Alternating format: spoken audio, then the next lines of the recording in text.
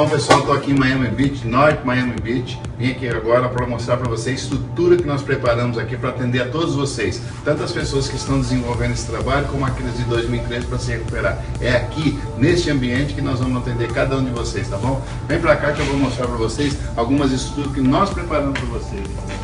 Nossa recepção, aqui tem vários ambientes, salas de reuniões, sala de recepção, onde vocês vão poder tomar o nosso cafezinho sordiano, tomar o nosso energético, enfim, todos os produtos para vocês.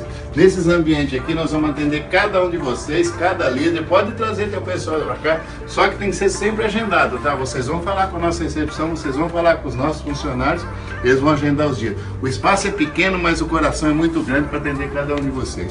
Vem para cá, tem uma sala aqui que de vez em quando eu uso, tem sala para tudo quanto é lado, aqui para lá, para cá, onde vai ser os funcionários que vão trabalhar junto com o Brasil, Boston, Brasil, Japão, enfim, o mundo inteiro.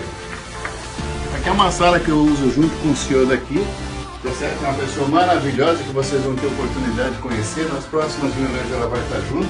E essa aqui é a mesa que eu, de vez em quando, eu sento junto com as pessoas aqui que nós discutimos alguma estratégia. Sabe o que as pessoas vêm fazer aqui?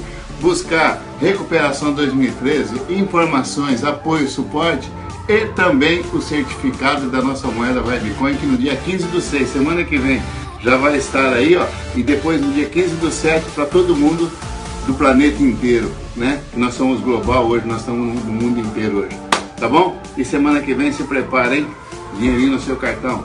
Beijo no coração de cada um de vocês, pessoal. Tchau.